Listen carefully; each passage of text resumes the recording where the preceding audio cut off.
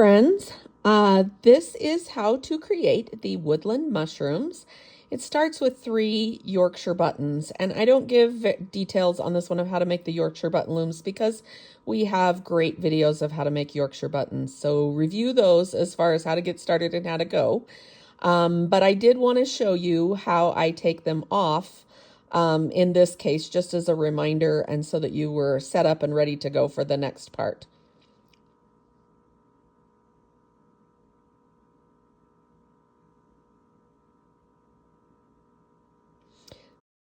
So to take it off, remember that you're going to go through each of the loops.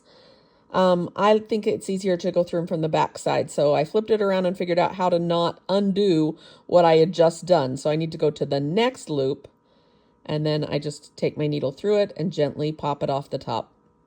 It's kind of tricky because you have to get that little loop to stay in front. And each time you pop it off, it naturally wants to fall behind. But go to the next one and gently pop it off.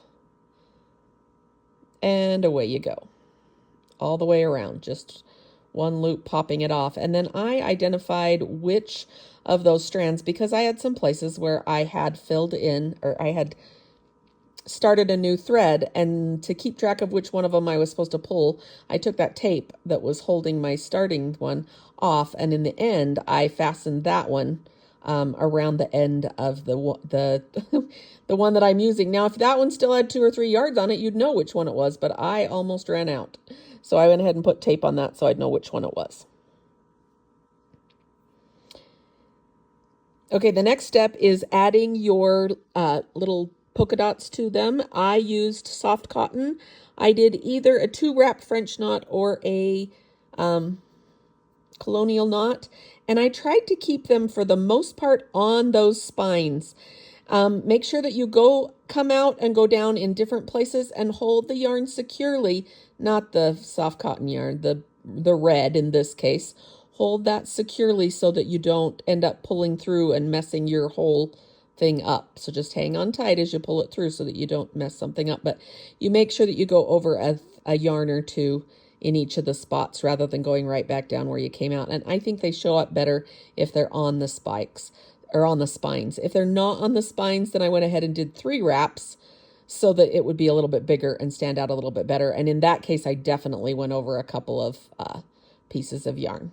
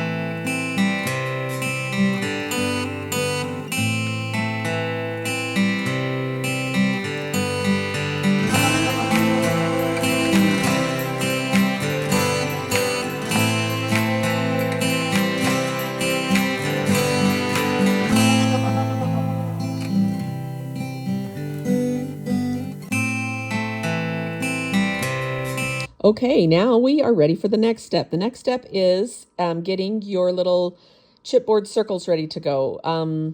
You can cut your chipboard circles out and you cut your wool the same size as the chipboard circles.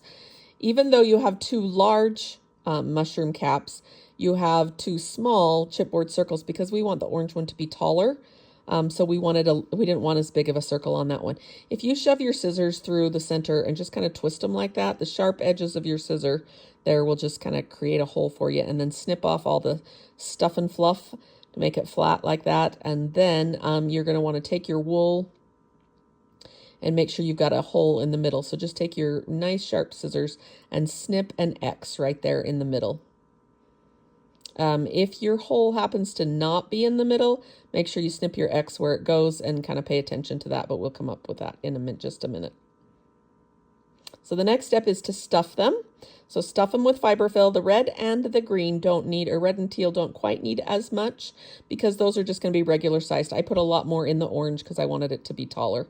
Okay, I'm kind of going back and forth across, and I'm always just catching those loops each time. So it's like I go from 12 o'clock to 6 o'clock and then 2 o'clock to 8 o'clock. Gradually around, you can see I'm not going through every single one all the way around. I've learned that distorts them, but just back and forth like this so that I get that it'll stay in. And you can see there's a little bit of the fiberfill kind of coming around. We're going to cover that up with our wool, but try to keep as much of it on the other side of that chipboard as you can. This is where I ran out of thread, so I'm having to go back and put my needle where I want it and then rethread it over and over again. To finish this off, I just tied a knot around. I went through one little loop twice, tied a knot, and then ran it back through the center of my cap, up through the top, down through the center hole and out through the top on the other side, and then just trimmed it off there so that it's left somewhere in that fiberfill.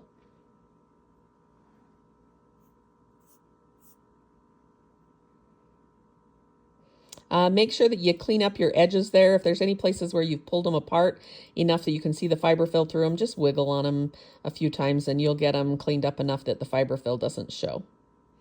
If you have adequately filled your loom as you go, then you won't have a problem with that. See, I'm just going to trim off the top of that. Okay, our next step is to put the little wool circles on the other side. So we're going to lay that on, and then we're just going to whip stitch that all the way around the circle. I think I'm going to go do the red one right now. Yeah, there we go with red. Oh. Okay, we are going to whip stitch the red one in place. Again, I'm trying to only go through the spines because in between the spines, the yarns will easily pull apart and kind of leave holes there.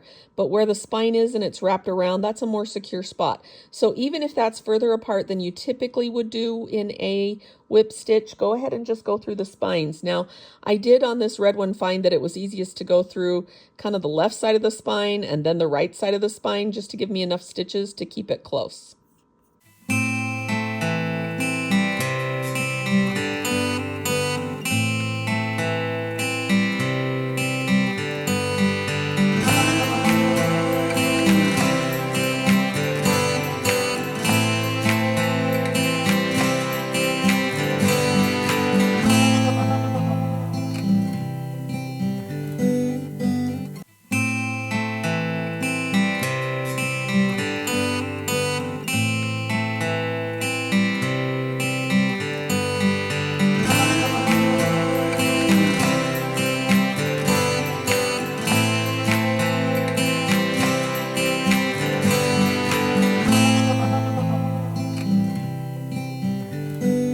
Okay, now we're ready to add the gills to the bottom, and we're going to do a blanket wheel or blanket stitch wheel.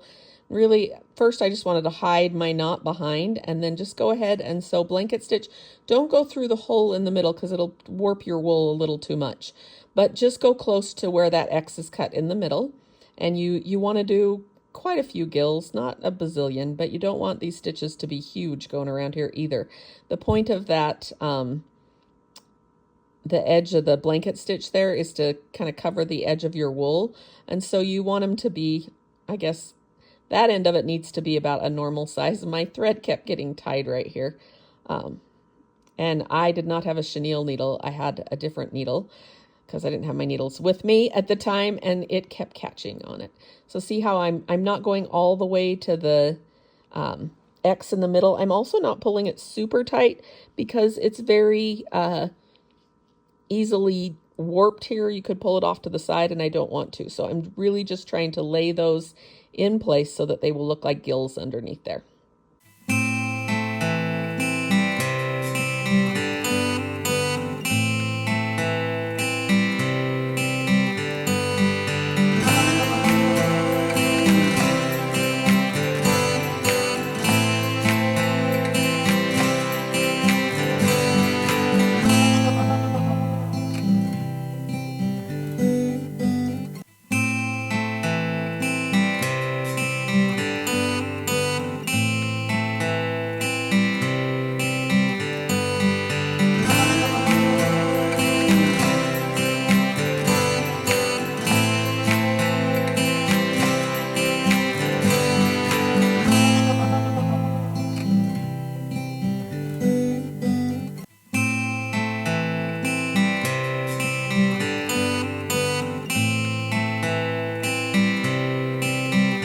Okay, now we are ready to put the whole thing together. I put a bubble of hot glue over the hole so that I knew that when I stuck the little stem in, it would take that hot glue with it and stick it in, but also it would leave just a little bit of extra for the ledge around the stem so that it would hold it in place.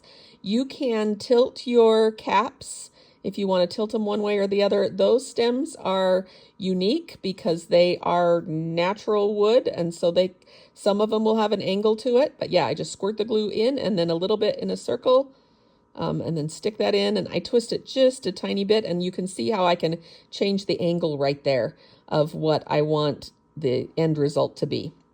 Then once you have those in place, then it's a matter of just gluing them onto your base. And I think I started with the orange one. I figured out sort of where I wanted them, and then I put the orange one down first. I just put a dab of hot glue on the bottom of it to hold it because there's going to be enough hot glue with the moss around it that I think it'll be fine. And again, it's not a toy for my grandkids. It's going to sit up on a shelf. So just a little bit of hot glue on the bottom. I don't really want that to poke out so that it doesn't cause problems with my moss, but it won't. Okay, and then once I have that, I would line up where I want the next one to go. Then go ahead and add some glue to the bottom of it and put it in place. And then add your third one. And then I just put a line of glue about halfway around each of the stems. I'd go halfway around and then I'd stick a piece of moss on. If my piece of moss was longer than that, then I'd hold it out of the way and stick some more on. And I added a few pebbles on the bottom, and you can look at the picture to kind of see where they go, just to add a little bit of visual interest there. Okay, we'll see you next time.